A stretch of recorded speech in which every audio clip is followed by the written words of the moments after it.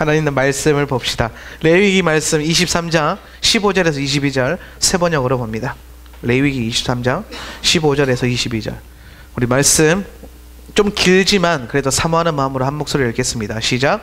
너희가 안식일 다음 날 곧 곡식단을 흔들어서 바친 그날로부터 7주간을 꼭 차게 세고 거기에다가 7번째 안식일 다음 날까지 더하면 꼭 50일이 될 것이다. 그때에 너희는 핵곡식을 주에게 곡식 제물로 바쳐야 한다. 너희는 너희가 살고 있는 곳에서 주에게 만물로 흔들어 바칠 핵곡식으로 만든 빵 2개를 가져와야 한다. 그 빵은 밀가루 10분의 2 에바를 가지고 만들어야 하고 고운 밀가루에 누룩을 넣어 반죽하여 구운 것이어야 한다. 이 빵과 함께 너희는 1년 된 흠없는 어린 양 7마리와 소떼 가운데서 수송아지 1마리와 수양 2마리를 끌어다가 주에게 번제물로 바쳐야 한다. 이때에 곡식 제물과 부어드리는 제물도 함께 바쳐야 한다. 이것이 제물을 태워서 그 향기로 주를 기쁘게 하는 살라 바치는 제사이다. 너희는 또 수렴소 1마리를 속죄 제물로 바치고 1년 된 어린 수양 2마리는 화목 제물로 바쳐야 한다. 제사장은 그것들을 받아 첫 이삭으로 만들어 바치는 빵과 함께 주 앞에서 그것들을 흔들어서 2마리 양과 함께 바쳐야 한다. 이것들은 주에게 바친 거룩한 제물로서 제사장의 몫이다. 바로 그날에 너희는 모임을 열어야 한다. 그 모임은 너희에게 거룩한 것이므로 그날은 생업을 돕는 어떤 일도 하지 않아야 한다. 이것은 너희가 사는 모든 곳에서 대대로 길이 지켜야 할 규례이다. 너희가 밭에서 난 곡식을 거두어 드릴 때에는 밭 구석구석까지 다 거두어 드리지 말고 또 거두어 드린 다음에 떨어진 이삭을 줍지 말아라. 그 이삭은 가난한 사람들과 나그네 신세인 외국 사람들이 죽게 남겨두어야 한다. 내가 주 너희의 하나님이다. 아멘. 아멘. 기도하겠습니다. 지혜와 계시의 영을 이 시간 우리 가운데 부어주십시오. 우리의 눈을 열어주시고 우리의 귀를 열어주십시오. 들을 귀를 주소서. 하늘의 양식을 먹는 시간이 오니 다른 것 신경 쓰지 않고 아버지 하나님을 더 의식하고 아버지 하나님께서 하늘에서부터 내려주는 만나를 기대하게 하소서. 우리 구주 예수 그리스도의 이름으로 기도합나이다. 아멘. 자, 오늘은 절기강의 5번째 시간, 지금은 오순절 시대라는 제목을 가지고 말씀을 나누겠습니다. 저와 여러분이 오순절이라는 단어를 떠올리면 어떤 생각이 먼저 딱 드십니까? 오순절. 저는 이 오순절에 대해서 자꾸 묵상을 하면은 생각나는 거 딱 하나밖에 없었어요. 좀 시끄럽고 몸도 좀 흔들어줘야 되고, 교회가 약간 들썩슬쩍 하면서 엎치락 뒤치락도 있어야 되고, 기도 받으면 착착착착 쓰러지고, 방언이 터지고 치유가 일어나는. 그래서 보통 우리는 오순절이라고 하면은 이 성령의 은사 운동과 많이 연관시켜서 생각을 합니다. 저도 저희 교단이 오순절 교단이죠. 저희 교단이 오순절 교단입니다. 그럼 오순절 교단 그러면 다들 뭐 시끄러운 교회, 아니면 방언하는 교회, 성령의 역사 나타나는 교회, 그런 이제 오해를 가지고 있죠. 근데 여러분, 이 오순절이라는 것을 생각할 때 우리가 이 성령 사역과 연관해서 생각하는 이유가 뭐냐면은, 신약에 보면 사도행전 2장에 예수께서 승천하실 때에 우리에게 뭐라고 하시냐면은, 너희는 예루살렘을 떠나지 말고 기다려서 아버지의 하나님의 성령을 받으라. 내가 너희에게 보낼 뭐요? 성령을 받아야 된다. 그 영을 받고 떠나라 그랬어요. 그래서 그 기다리고 이제 막 기도하고 있어요. 마가 다락방에 모여서 기도하고 막 말마다 기도하고 모여서 주의 백성들이 공동체로 모여서 있었는데, 그러던 가운데 2장에 보니까 시작이 어떻게 말하냐면은 오순절 날이 이름에 그랬어요. 그러니까 여러분, 우리가 성령이 임하신 사건을 오순절이라고 하지 않아요. 아멘. 이거 좀 오해하는 게 오순절 그러면 성령님 임하신 날로 생각해요. 그런데 성령님은 언제 오셨어요? 오순절에 임하신 거지 성령이 오셨기 때문에 그날이 오순절이 된 것은 아니다라는 거예요. 근데 우리는 그렇게 생각하고 있었죠. 오순절 성령 강림주일, 성령 강림하신 날. 근데 아니라는 거예요. 이스라엘 백성들이 원래 가지고 있던 절기가 오순절인데 그 오순절 날이 이름에 성령이 우리 가운데 임하였어요. 할렐루야. 그 성령으로 말미암아 방언이 터졌고 그 성령으로 말미암아 능력이 나타났고 그 성령으로 말미암아 치유의 강력한 역사들이 주의 백성들 가운데 풀어지기 시작했어요. 오순절에 임하신 거지 성령이 임하신 날이 오순절이 아니다라는. 또한 우리가 성경을 잘 지켜보면 구약에서 이스라엘 백성들이 계속해서 지켜왔던 이 오순절은 뭐냐? 오순절에는 첫 번째 좀 특별한 의미가 뭐냐면 토라가 오순절에 우리에게 임합니다. 이스라엘 백성들이 시내산에 딱 모여서 있을 때에 하나님께서 이스라엘과 언약하시고 우리에게 십계명을 주십니다. 그리고 모세를 통하여서 토라를 주시죠. 토라의 가르침을 주세요. 토라는 가르침이라는 뜻이고 확장해서 해석하면 하나님의 말씀이라는 뜻입니다.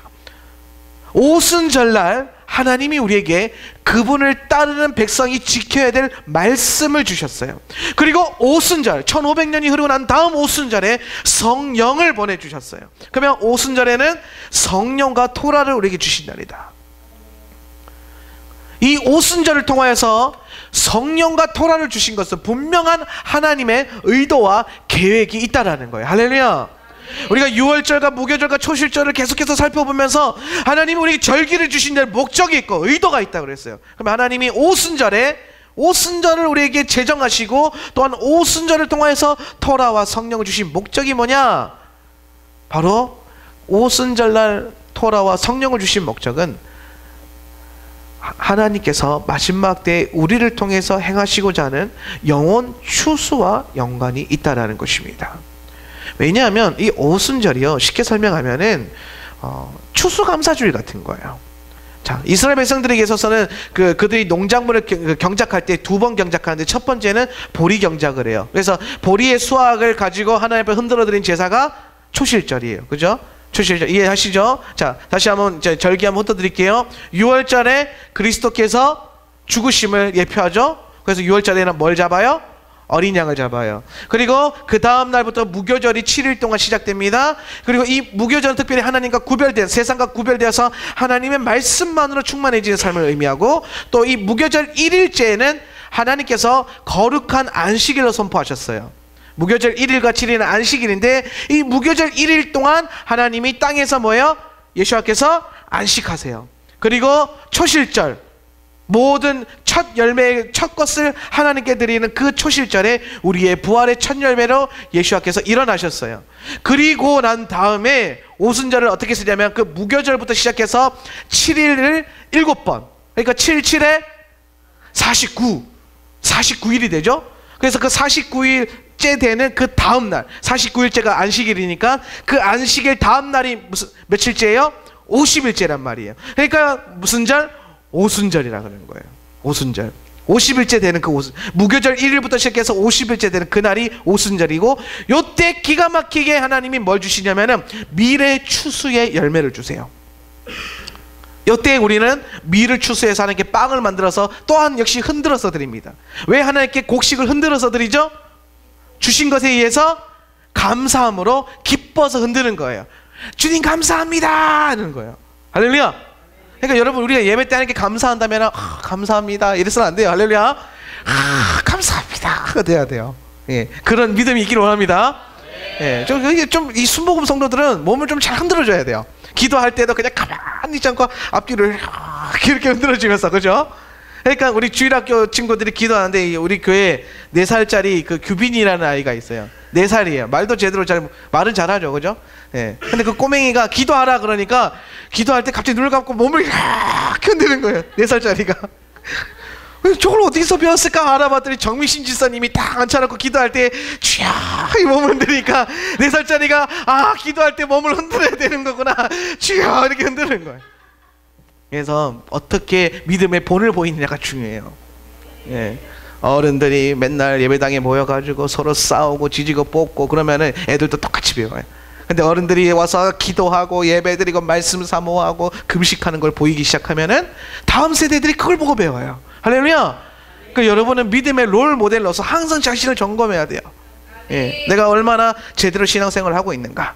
그래서 아무튼 순복음 성도들을 흔들어주는 게 중요하다. 아멘. 요새 같이 드린다 생각하세요. 내 몸을 요새로서 그냥. 그래서 예배 드릴 때도 일어나서 몸도 좀 흔들어 가면서, 예, 춤도 춰가면서 그렇게 예배하는 것이 저는 진정한 감사의 예배가 아닌가 싶습니다. 할렐루야. 아무튼 이 오순절이 이러면은 이제 빵을 만들어 가지고 미래를 감사합니다, 주셔서 감사합니다 하면서 막 흔들어서 요제로 드리는 게 바로 오순절이다라는 거예요. 결국에는 우리에게 먹을 것을 주신 하나님, 일용할 양식을 주신 하나님, 추수 때에 추수할 과실을 주신 하나님께 감사하는 절기예요. 그게 오순절이에요. 그러니까 제가 아까 처음 시작할 때에 오순절이 영원 추수와 연관이 있다는 게 뭘 의미하냐면은, 원래 오순절은 곡식단을 추수하는 것을 감사하는 날이지만은 영적인 의미에서 봤을 때는 예수 그리스도를 통하여 말미암아, 예수 그리스도께서 초실절에 부활하셨잖아요. 그리고 그 예수님이 하늘로 들림받으셨어요. 하나님 나라로 예수님이라는 그 곡식단이 먼저 던져졌어요. 그죠? 그리고 다시 오신단 말이죠. 그러면은 먼저 던져지고 난 다음에 우리는, 이 자리에 남겨진 우리는 지금 오순절을 살아가면서 하나님 나라에 던져질 단으로서 추수되고 있는 거예요. 그러니까 우리는 지금 추수된 영혼인 줄 믿으시길 바랍니다. 여러분은 하나님 나라에 들어갈 단으로 묶임 바 되어줄 줄 믿습니다. 그러면 그 단이 풀어지지 않도록 견고히 붙잡아야 돼요. 제가 어렸을 때 저희 집에 논이 12마지기가 있어요. 할아버지 때부터 내려온. 내 거는 아닙니다.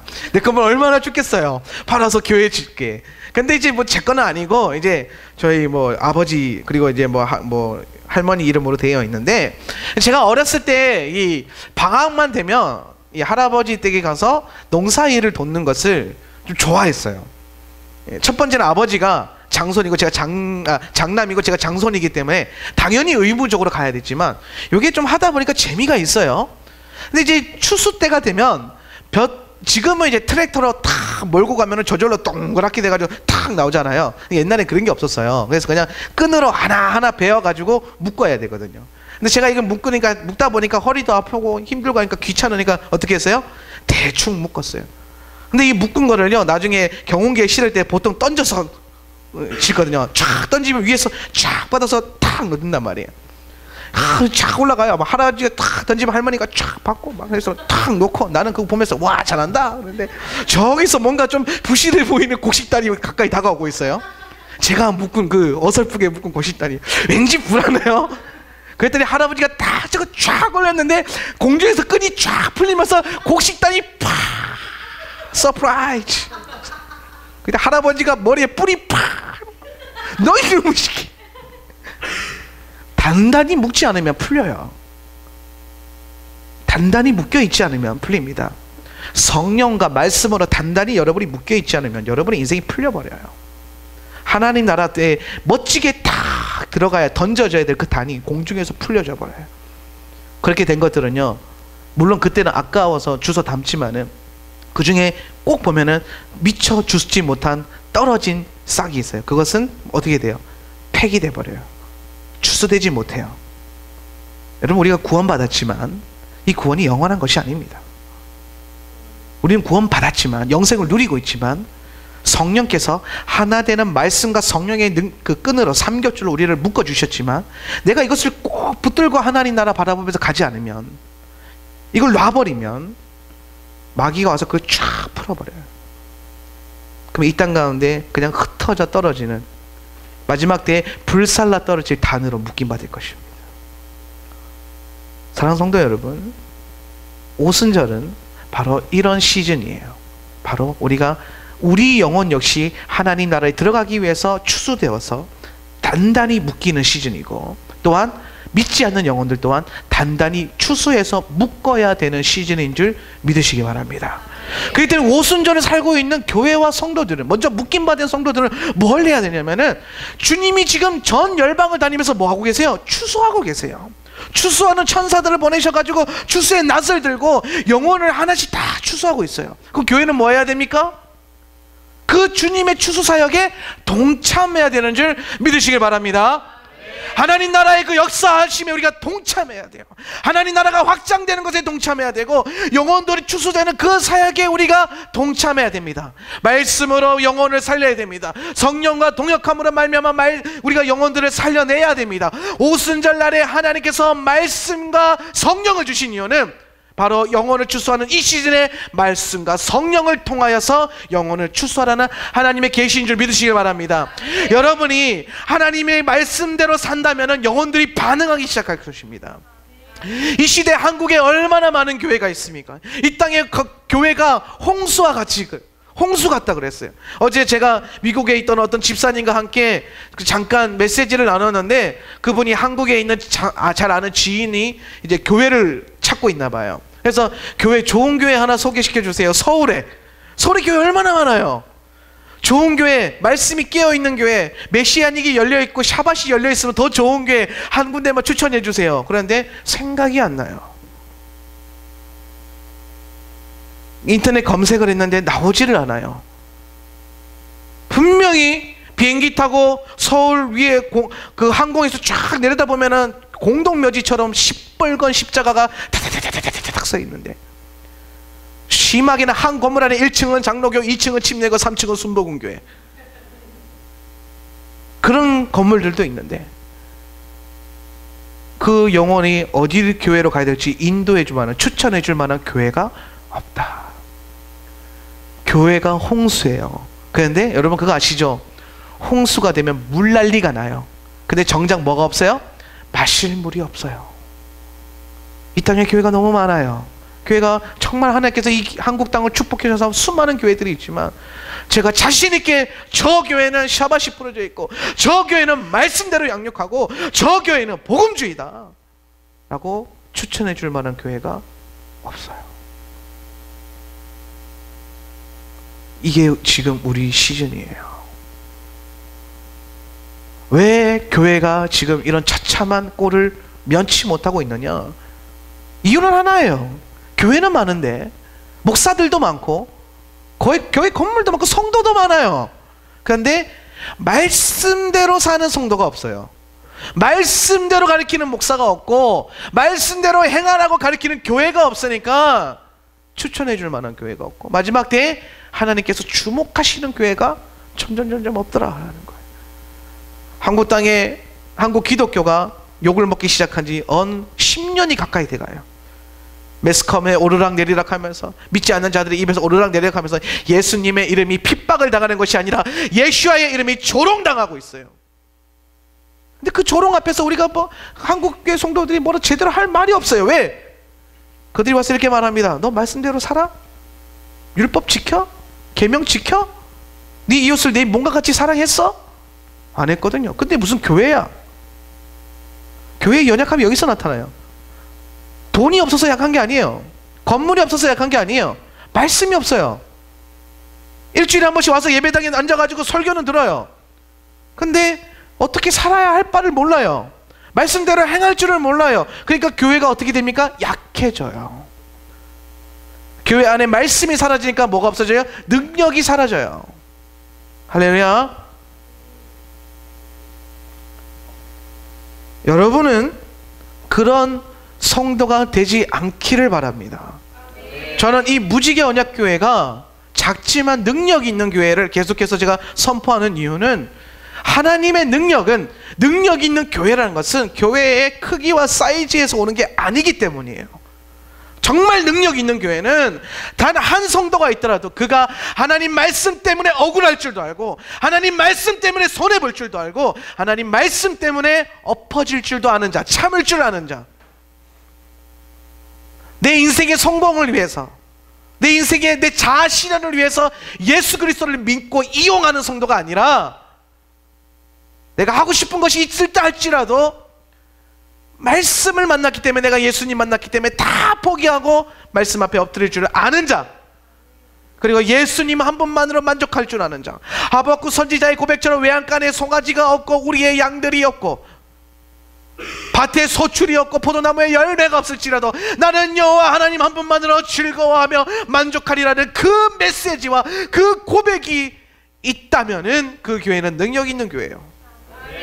여러분 입술에서 그 고백이 나온다면 우리는 능력 있는 성도들이에요. 여기에 부글부글 사람들이 끌어야 능력 있는 교회가 아니에요. 한명진 목사가 막 손을 얹으면 사람들이 픽픽 쓰러지고 막 질병이 다 치유된다고 해서 능력 있는 교회가 아니고 능력 있는 목사가 아니에요. 저도 마찬가지예요. 목사라고 해서 뭐 성령의 역사가 나타나고 은사가 나타나고 병을 뭐 치유하고 귀신을 쫓아내고 예언 잘한다고 해서 능력 있는 목사가 아니요. 마지막 때 주님께서 말씀하셨어요. 나더러 주여 주여 하는 자마다 하나님 나라에 못 들어간다. 그랬더니 그 사람들이 아마 목사들이었나 봐요. 그래서 이렇게 말합니다. 주님, 내가 주님의 이름으로 귀신도 쫓아내고 병도 고치고 예언도 했는데 왜 나를 못 알아줍니까? 예수님 뭐라고 하십니까? 썩 물러가라. 불법을 행하는 자들아, 내게서 떠나라. 우리가 예수 그리스도의 이름으로 능력을 나타내게 능력 있는 것이 아니라 불법을 행하지 않아야 돼요. 그럼 불법을 행하지 않는다는 건 뭐야? 하나님의 법대로 산다는 거고, 하나님의 법이 뭐예요? 하나님의 말씀이. 그럼 능력이 있는 성도, 마지막 때에 하나님께 칭찬받는 성도, 그런 사역자는 바로 말씀에 순종할 줄 아는 목사, 말씀에 순종할 줄 아는 성도들. 할렐루야. 그리고 말씀 따라갈 줄 아는 자들, 환경에 의해서 넘어지지 않고 환경에 의해서 타락하지 않고 환경과 전혀 상관없고, 우리가 아까 찬양했던 것처럼 세상과 나는 간 곳 없고 구속한 주님만 볼 수 있는 신앙, 그것이 능력이 있는 신앙이에요. 그게 오순절에 하나님 우리에게 원하시는 신앙이에요. 이 시대 교회가 왜 영혼을 출소 못합니까? 계속해서 기독교 교계 신문들은 교회가 침체되고 있다, 교단들마다 서로 발표해요. 얼마나 더 떨어졌는가, 얼마나 더 성장했는가를 안 살펴요. 야, 장로교는 많이 떨어졌대, 우리는 조금 떨어졌는데 서로 들떨어진 거 자랑하고 앉아있어요. 그러니까 뭐예요? 들떨어진 것들이 돼요. 그러면 안 돼요. 그죠? 너 왜 떨어진 걸 서로 자랑해요? 그만큼 뭐 전도가 힘들다, 개척교회 힘들다. 제 나가면 맨날 듣는 소리, 개척교회 힘들다던데 어떻게 개척교회 해서 교회를 개척하셨어요? 그냥 큰 교회 가서 그냥 월급 받으면서 잘 편하게 사시지. 교회가 힘드니까 교회를 해야죠. 교회가 잘 되는데 왜 교회 합니까? 할렐루야. 교회 하기 힘든 세상이니까 교회 해야 돼요. 개척하기 힘든 세상이니까 개척해야 되고, 전도하기 힘든 세상이니까 전도해야 돼요. 중요한 건 여러분이 정말 여러분의 삶 가운데 말씀이 나타나냐는 거예요. 오늘 말씀 한번 보면 사도행전 말씀에 보면 이런 말씀이 있어요. 사도행전 2장 42절 47절, 좀 길지만 우리 사모하는 마음으로 결단하면서 한번 읽습니다. 그들은, 시작. 그들은 사도들의 가르침에 몰두하며 서로 사귀는 일과 빵을 떼는 일과 기도에 힘썼다. 모든 사람에게 두려운 마음이 생겼다. 사도들을 통하여 놀라운 일과 표징이 많이 일어났던 것이다. 믿는 사람은 모두 함께 지내며 모든 것을 공동으로 소유하였다. 그들은 재산과 소유물을 팔아서 모든 사람에게 필요한 대로 나누어 주었다. 그리고 날마다 한 마음으로 성전에 열심히 모이고 집집이 돌아가면서 빵을 떼며 순전한 마음으로 기쁘게 음식을 먹고 하나님을 찬양하였다. 그래서 그들은 모든 사람에게서 호감을 샀다. 주님께서는 구원받는 사람을 날마다 더하여 주셨다. 아멘. 아멘. 아멘. 아멘. 이런 놀라운 구속의 역사와 구원의 역사, 추수의 역사가 우리 교회 가운데 일어나기를 주님의 이름으로 축복합니다. 예수와 마시아의 이름으로 축복합니다. 오늘 본문에 보니까 초대교회는 날마다 구원받는 사람들을 더하셨다. 누가 더하세요? 하나님께서 더하셨어요. 근데 하나님께서 더하시는 이유가 있어요. 맨 처음에 보니까 42절에 보니까 그들은 사도들의 뭐요? 가르침에 몰두했다는. 사도들의 가르침은 무엇을 의미합니까? 1세기 문서인 바로 신약 성경, 하나님의 말씀을 의미합니다. 성경에 몰두하였고, 그 다음에 보니까 사도들을 통하여 놀라운 일과 표징이 많이 일어났어요. 말씀 따라 사니까 능력이 나타나는 거예요. 할렐루야. 말씀대로 살아야 능력이 나타나는 거예요. 그 다음 말씀 보니까 그들은 재산과 소유를 팔아서 모든 사람에게 필요한 대로 나누어 주었다. 이게 뭡니까? 말씀대로 행하는 거죠.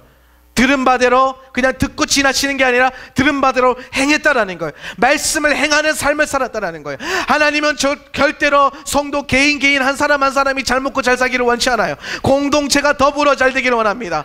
할렐루야. 우리 모두가 더불어 잘 돼야 됩니다. 하나님이 한 영혼에게 축복을 주시고 한 사람에게 거부가 되는 은사를 주시는 이유는 그를 통하여서 모두가 더불어 살라는 하나님의 계시인 줄 믿으시길 바랍니다. 그렇기 때문에 교회 안에는 부자도 있어야 되지만 연약한 자도 있어야 돼요. 그가 그를 먹여야 돼요. 할렐루야. 땅에 떨어진 이삭은 절대로 죽지 말라. 나무에서 떨어진 열매는 절대로 죽지 말라. 그것은 오직 누구를 위해서? 가난한 자를 위해서, 고아와 과부와 나그네를 위해서 남겨두라. 욕심 부리지 말아라. 나누어 줄 줄도 알아야 된다. 내 이웃을 내 몸과 같이 사랑하라. 내 몸이 썩어 문드러지고 굶주리고 허름해져 가고 있는데 그냥 지나칠 사람이 어디 있습니까? 내 이웃을 내 몸과 같이 사랑하라. 나눠줄 줄 알아야 된다라는 거예요.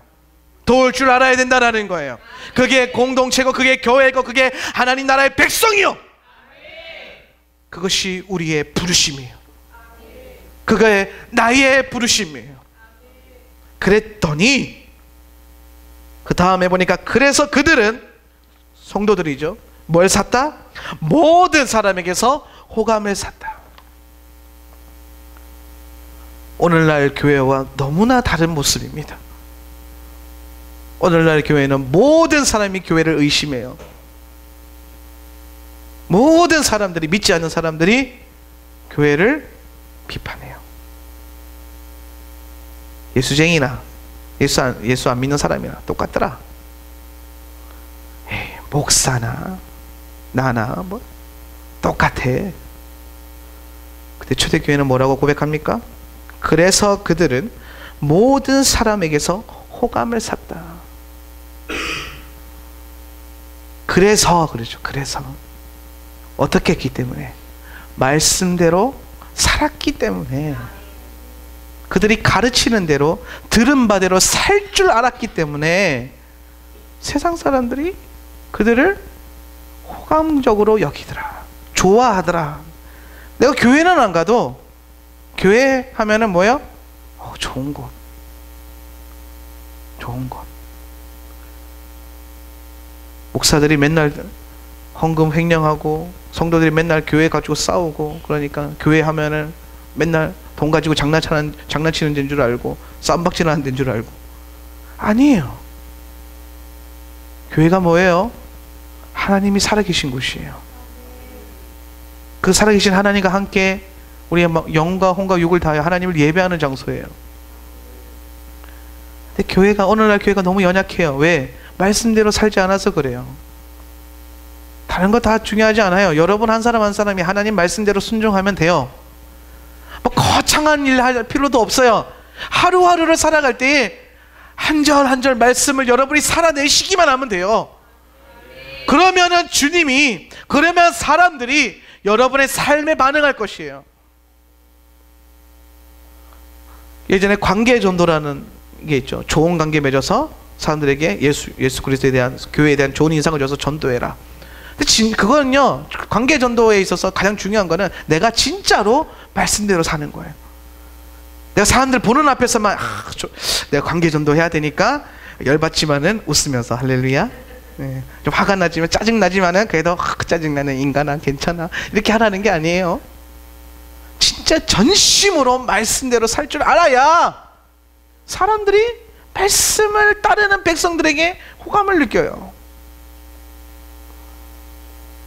로마가 국교화되기 이전에, 로마가 유대교와 핍박이 그렇게 거세던 가운데서도 3세기쯤 되면은 로마의 철학자가 이렇게 고백합니다. 그의 문서에서 이대로 가다간 모든 로마 시민들이 다 유대인들이 될 것만 같다. 왜 그랬냐면은 그 당시에 유대교로 개종하는 로마 사람들이 너무나 많았어요. 거의 전체 인구의 10% 정도가 됐어요. 엄청 많은 거죠. 로마가 얼마나 큽니까? 근데 왜 그랬냐? 그들이 로마 문화는 먹고 마시고 지들 마음대로 노는 세상 문화예요. 음란하고요, 물란하고요, 아무런 통제가 없어요. 내가 내 영혼이 즐길 수만 있다면 뭐든지 해도 돼. 내 육신이 즐겁다면 뭐든지 해도 돼. 그게 로마 문화였어요. 그게 헬라 문화였어요. 그런데 유대인들은 어떻게 살았습니까? 기독교 공동체는 어떻게 살았습니까? 말씀대로 살았어요. 그래서 안식일 꼬박꼬박 지키고, 주일 꼬박꼬박 지키고, 먹는 거 탁 돼지고기 너 새우 안 먹어, 꼬박꼬박 소, 양 아니면 그냥 채소, 풀떼기만 먹으면서 그렇게 구별된 삶을 살았어요. 처음에 세상 사람들이 뭐라고 했는지 아십니까? 로마 사람들이 저 별난 것들 그러면서 더 핍박했어요. 근데 채 10년도 지났는데 핍박하고 핍박했는데도 삶이 안 바뀌는 거예요. 똑같이 그렇게 믿음대로 사는 거예요. 똑같이 거룩하게 살아가는 거예요. 두드려 맞는데도 목숨 걸고 하나님 믿는 거예요. 그랬더니 이제 로마 사람들이 생각을 바꾸기 시작하는 거예요. 야, 좀 뭐가 있는 것 같다. 뭔가 우리랑 좀 다르다. 우리는 내가 생각하는 대로, 내가 느끼는 대로, 내 감정대로 사는데 저들이 믿는 하나님 그 가르침 안에 철저하게 순종하면서 사는구나. 그래서 많은 로마인들이 유대교와 기독교 공동체로 개종을 하게 됩니다. 어떻게 살았을 때? 말씀대로 살았을 때. 할렐루야. 여러분, 우리에게 필요한 게 뭡니까? 말씀을 회복하고 말씀대로 사는 거예요. 여러분 가운데 아마 몇몇 사람은 전도를 참 많이 하고 싶고 복음을 전하고 싶은데 잘 안 됩니다 하시는 분들도 있을 겁니다. 복음을 전하는 것도 굉장히 중요합니다. 하지만 먼저 돼야 될 것은 내가 복음을 살아낼 줄 알아야 됩니다. 내가 복음을 살아내서 나조차도 복음이 뭔지를 모르고 복음과 함께 살아가는 게 뭔지를 모르고 그냥 주일날 와서 예배만 드리고 교회만 오는 게 예수 믿는 거다, 그게 전부입니까? 그게 기독교 신앙의 전부예요? 예배당에 와서 영접기도, 예수님 영접합니다, 이전에 죄인이었습니다, 나는 이제 하나님 자녀가 됐습니다, 아멘, 그러면 내가 저절로 제자가 됩니까? 내가 저절로 하나님 나라 백성이 됩니까? 아닙니다. 오해, 여러분, 그건 진짜 큰 오해입니다. 그럴 수가 없습니다. 신앙이라는 것은, 믿음이라는 것은 그렇게 오는 것이 아닙니다. 여러분이 주의 말씀대로 행할 때 그분께서 여러분의 그 믿음의 순종과 믿음의 발걸음 한 걸음 지켜보시면서 하나님의 믿음을 여러분 가운데 쏟아부어 주시는 것입니다. 그렇기 때문에 믿음은 내 노력과 나의 어떤 의지로 생긴 것이 아니라 하늘로부터 그냥 막 부어지는 거예요. 근데 그걸 언제 느낄 수 있냐면 말씀대로 살 때 느낄 수 있는 거예요. 누가 만약에 와가지고 우리 집사님들에게 와서 도대체 교회 다닌다는 거, 예수 믿는다는 게 뭐요? 라고 묻는다면, 도대체 그 예수 믿는다는 게 뭡니까? 라고 묻는다면, 주일날 교회 썬데이 때 교회 가는 거요, 예배 드리는 거요, 가서 신나게 찬양하고 예배 드리고 오면 됩니다. 그러면 끝입니다. 월요일부터 토요일까지는 그냥 알아서 사시면 됩니다. 이렇게 가르칠 거예요? 이게 복음이에요? 이게 신앙이에요? 이거 믿음 아니에요. 그거 믿음 아니죠. 주인이 바뀌는 거예요. 복음은, 믿음은 내 인생의 주인이 바뀌는 거예요. 이전엔 내가 내 인생의 주인이었는데 이제는 예수와께서, 예수님이 나의 주인이 되시는 거예요. 그게 믿음이에요. 그게 기독교인이에요. 그게 신앙인이죠. 여러분이 그런 믿음을 갖기를 원합니다. 여러분이 그 믿음대로 살아내야 됩니다. 저 하나님 믿어요. 그거 아니라니까요. 야고보 사도는 분명히 말합니다. 너는 입으로 네 믿음을 고백하냐, 나는 행함으로 나의 믿음을 증명하리라. 어떤 믿음이 산 믿음이냐, 무엇이 살아있는 믿음이냐, 나는 내가 행함으로 내 믿음을 살아있게 하겠다, 증명하겠다. 할렐루야.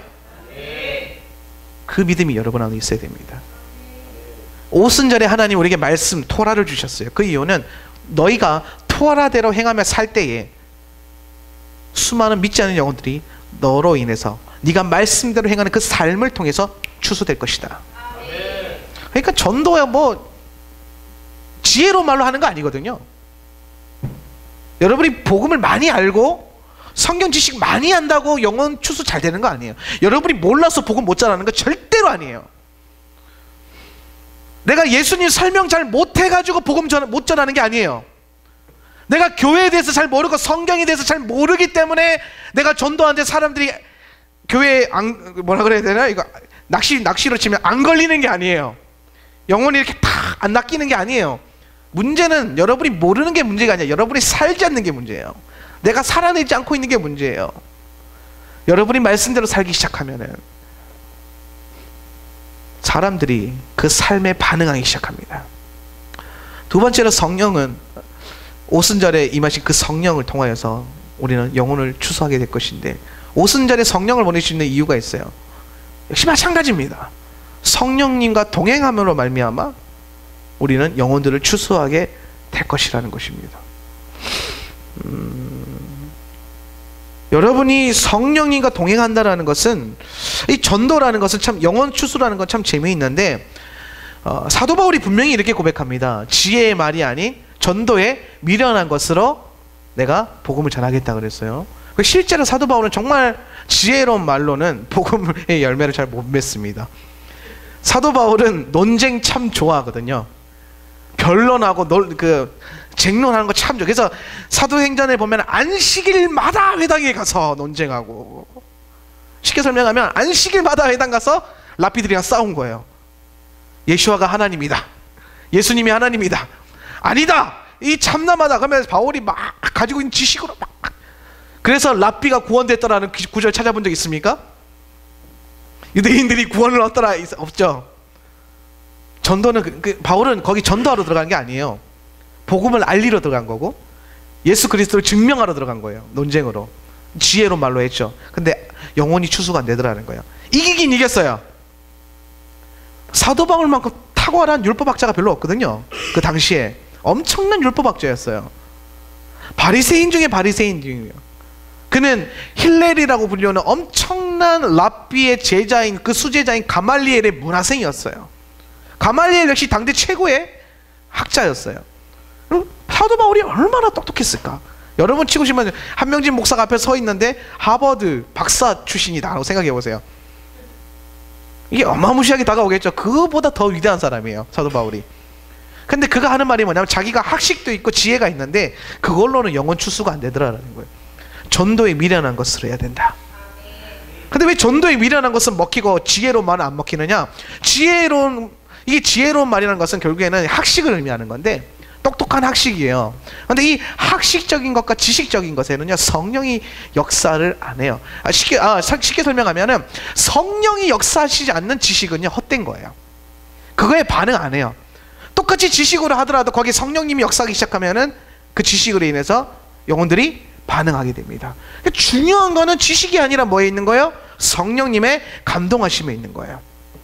복음을 전하기 전에 여러분이 어떤 말을 할까, 어떤 말을 나눌까 성령님께 물으십시오. 그게 바로 성령님과 동역하는 것입니다.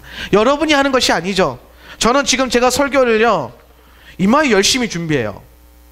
형광펜 칠해가면서, 빨간펜 칠해가면서, 원고 하나 준비할 때도 열 몇 시간 준비하는데, 교정하는데도 수시간을 보내요. 근데 지금 이대로 하나도 안 하고 있거든요.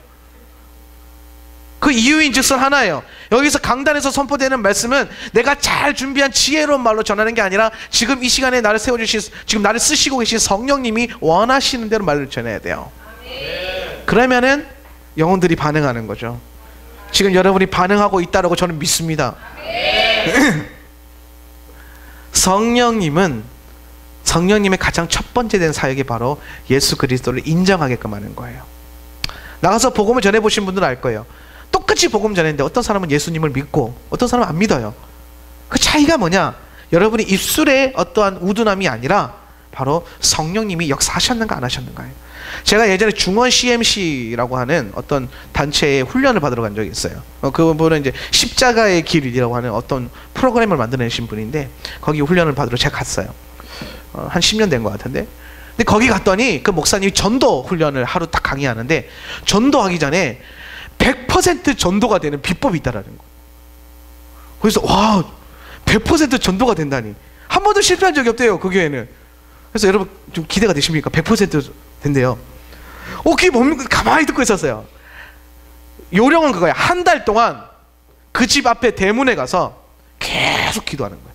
대문 앞에 손 놓고 매일. 그냥 집에서 하는 거 아니에요. 직장에서 하는 거 아니고 그 집 앞에 가서 그 대문에 손을 얹고 매일 한 달 동안 기도해요. 그리고 그 다음 한 달 동안 매일 그 사람에게, 그 사람을 만나든지 문자를 보내든 연락을 해요. 그러면은 2달 딱 지나면 다 반응한다라는.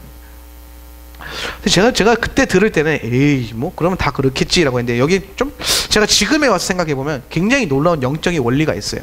그 집에 찾아간다 가서 손을 얻는다는 거는 영적인 권세를 내게로 끌어온다는 거예요. 그 집에는 분명히 불신의 영과 어둠의 영들이 견고히 세워져 있는데 믿는 자가 발로 밟아서 할렐루야 그 땅을 밟아야죠. 믿는 자가 손을 얹었어요. 손 얹으면 뭐예요? 내 거. 아멘. 제가 사라 목사님 연애할 때 제가 뭐 그렇게 해본 적은 아니지만은 그런 마음으로 했어요. 팍 만지면서 내 거 침 발랐다. 그래서 10년 후에 7년 후에 결혼했거든요. 그러니까 내가 침을 예를 들어서 우리가 어렸을 때 그런 장난 많이 하죠. 물건 있으면은 찐뽕이잖아요. 찌찌뽕인가요? 그럼 누구 거예요? 먼저 찜한 사람이 임자예요. 바닥에 떨어져 있는 5만 원짜리 떨어져 있었어요. 먼저 발로 가서 밟으면 임자예요. 할렐루야. 네.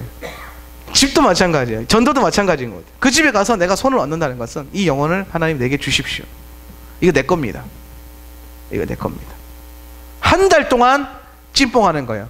그랬더니 이게 지 건 줄 알았던 마귀들은 떠나가고 하나님이 선물로 나를 주시는 거예요.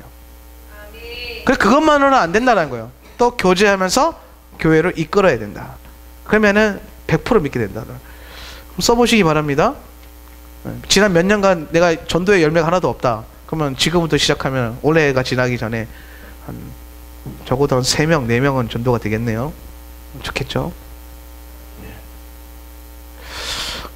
이게 무엇을 의미하냐면 결국에는 전도라는 것은 영적인 원리로 성령의 감동과 역사심으로 하는 거지 내 학식으로 하는 게 절대로 아니다라는 거예요. 할렐루야. 학식으로 따지면은 베드로 형님보다 바울 형님이 뭐 초특급이죠. 베드로 형님은 초등학교도 제대로 나왔을까요? 예. 근데 베드로 형님은 설교 한 방, 성령의 감동된 설교 한 방으로 3,000명 뒤집어 버려요. 바울 형님은 한 번도 그런 역사가 나타나지 않았거든요. 예. 그러니까 여러분 똑똑한 사람은 똑똑한 대로 쓰임 받고 무식한 사람은 무식한 대로 쓰임 받는데 중요한 거는 내가 성령께 붙들려야 쓰임 받는 거예요. 똑똑하면 똑똑한 대로 쓰임 받아요. 여러분 똑똑해지세요. 근데 내가 나는 좀 상대적으로 공부에 은사가 없어. 괜찮아요. 성령 의지하면은 베드로 형님처럼 혹시 압니까? 설교했더니 3,000명이 뒤집어질지 누가 알아요? 그 그림자가 지나갔을 때 치유가 일어날지 누가 압니까? 그건 내 그림자지만은 성령님이 역사하신 그림자고 내 입에서 나온 말이지만 성령님이 권위를 주니까 영혼들이 반응하는 거예요. 그러니까 오순절에 영혼 추수를 위해서 성령을 보내주신 이유는 단 하나예요. 우리가 성령과 동행할 때, 성령과 동역할 때야말로 진정 영혼이 추수될 수 있다는 것을 성령께서 하나님이 보여주시는 계시다는 거예요. 오순절의 말씀 토라와 성령을 보내주신 이유가 바로 여기에 있다는 거예요. 자 보십시오. 하나님은 영혼 추수를 위해 오순절에 토라와 성령을 우리에게 보내주셨습니다. 이것을 절대로 놓치지 말아야 될 것입니다. 지금이 오순절입니다. 지금 우리는 오순절을 살아가고 있습니다. 그러면 여러분 우리는 지금 말씀과 성령으로 하나 되어야 되고 충만해져야 됩니다. 미국에 제가 한 8년 전인가요? 그때 읽은 책 중에 그 영광의 문이라는 책이 있어요. 젖는 자의 그늘이라는 책도 있고 이제 최근에는 영화 창끝이라는 영화로 이제 개봉이 됐었는데 짐 엘리엇이라는 29살, 아니 28살 젊은 선교사의 순교 이야기가 있어요. 그러니까 28살이면요 얼마나 젊습니까? 꽃다운 나이죠. 근데 그가 신학교를 다닐 때에 어떤 소식을 들었냐면 에콰도르에 마지막 남은 아우카인가요? 아우카라는 그 살인 부족이 있는데 그 부족을 전도를 해야 되는데 전도가 안 되는 거예요. 왜? 사람만 보이면 다 창 던져가지고 찔러 죽이는 거예요. 그러니까 완전 문명과 차단되어서 지들끼리 그 사람들이 100명이 되는지 수천 명이 되는지 아무도 몰라요. 완전 비밀에 쌓여 있어요. 근데 그 선교 보고를 들은 그 짐 엘리엇이라는 그 젊은 청년의 마음 가운데 하나님의 불이 떨어지기 시작하는 거예요. 내가 저기 가야 되겠다. 내가 가서 저 믿지 않는 사람들에게 복음을 줘야겠다. 하나님의 하자도 모르는 사람들에게 하나님이라는 단어라도 내가 가르쳐주고 와야겠다. 하나님을 알게 해야 되겠다. 그래서 기도하기 시작해요. 하나님, 나를 저기요 보내주십시오. 나를 에콰도르로 보내주십시오. 그랬더니 28살에 친구 3명의 선교사와 함께 4명의 젊은 선교사들이 아내와 아이의 손을 붙잡고 에콰도르로 갑니다. 그래서 열심히 처음에 이제 아오카 부족을 찾습니다. 그 부족을 찾아서 막 선물도 줍니다. 좀 친해지려고. 선물 받으면서 막 손도 흔들어 주는 걸 보고, 야, 이제 복음을 전할 때가 됐구나. 그래서 강가에 비행기를 세워놓고 그들이 나타나기를 기다렸습니다. 그때 그들이 나타났어요. 그때 갑자기 창을 가져와서 그 4명을 모조리 다 찔러 죽였어요. 그 자리에서 다 죽었어요. 그들에게는요 1살 된 아이도 있었고요, 어떤 사모님들은 배에 아이도 임신하고 있었어요. 졸지에 4명의 아내들은 미망인이 됐고 아이들은 고아가 돼버렸어요. 28살, 7살밖에 안 된 젊은 선교사들은 하나님의 하자를 전하지 못하고 그 자리에서 피 흘리고 죽었어요. 그런데 여러분 기억해야 될 것은 주님이 그 순교의 피를 외면하지 않더라라는 거죠. 그리고 그 책의 마지막에는 이렇게 기록합니다. 그 책을 그 짐 엘리엇의 와이프인 엘리자베스 엘리엇이라는 여사님이 쓰셨는데, 그분이 책의 에필로그에 죽음으로 해서 이만큼 책 분량이 끝나요. 그리고 뒤에 한 5장 정도밖에 안 남거든요. 에필로그가 뭐야, 죽고 끝났어? 끝! 그러니까 뭐 이래? 에필로그 딱 넘기는데, 나는 지금 내 남편을 죽였던 그 아오카 부족의 중심에 있는 교회에서 이 책을 쓰고 있노라. 주님이 그 피를 기억하시고 그 영혼들을 위해서 그 자녀 세대 때 그 아들이 커서 다시 또 그 부족으로 가요. 엄마와 함께. 그래서 그 부족이 전부 다 예수 그리스도를 믿게 돼요. 그 부족 안에, 정글 안에 교회가 세워져요. 영혼이 추수된 거예요. 여러분, 우리는 말씀과 성령을 통하여서 이 오순절 시대에 피 흘리기까지 복음을 전해야 될 줄 믿습니다. 이게 피의 복음이에요. 날 위해 피 흘리신 그 주님의 그 피예요. 그 피의 증거예요. 우리는 이것과 또 그분이 부활하셔서 우리에게 보내주신 성령으로 말미암아 이 시대에 복음을 위해서, 영혼 추수를 위해서 젊은 목숨까지도 아까워하지 않은 짐 엘리엇과 같은 그 영성을 가지고 하나님 나라와 그 영광을 위해 우리가 헌신하고 노력하고 애써야 될 줄 믿습니다. 피 흘리기까지 순종하십시오. 죽기까지 순종하십시오. 하늘나라의 영광이 여러분의 것일 것입니다. 기도하겠습니다. 이 시간에 우리 다 같이 한번 기도할 때, 하나님, 우리가 마지막 때에 이 오순절 시대에 영혼을 추수하는 하나님의 놀라운 사역과 그 사업 가운데 동참하는 교회, 동참하는 성도가 되게 하여 주시옵소서. 하나님께서 세상을 이처럼 사랑하사 독생자를 주셨으니 이는 믿는 자마다 멸망치 않고 영생을 얻게 하려 하심이라. 하나님, 우리가 이 말씀 붙들고 나아가오니 우리에게 믿는 자들이 더 추수될 수 있도록 말씀의 능력과 성령의 능력을 부어주시옵소서. 아멘. 말씀을 살아내는 능력을 주시옵소서. 아멘. 우리가 다 같이 한번 결단하며 기도하며 나아가겠습니다. 주여!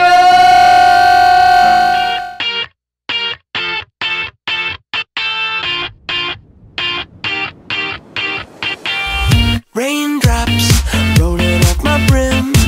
Street lights got the